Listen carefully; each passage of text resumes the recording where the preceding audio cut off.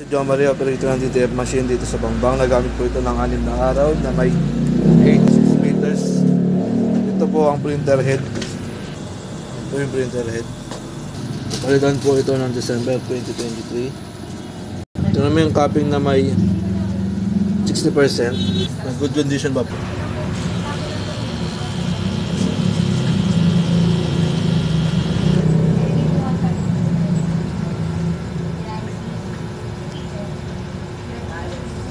Punasan ng cupping at wiper.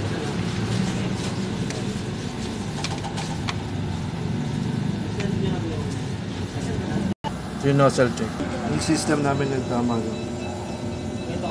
Ring palit ng damper is noong November 2020. EBR ground wire. Ring tapo ng waste pump noong Sabado. Yan po yung unused ink. Hindi po nakalagay yung used ink. Ito naman po yung nagamit namin na consumables last week. Isang white, isang magenta,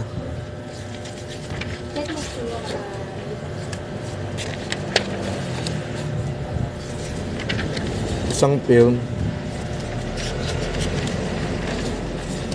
at isang powder. Ito naman po ang aking daily output. Updated na rin sa system.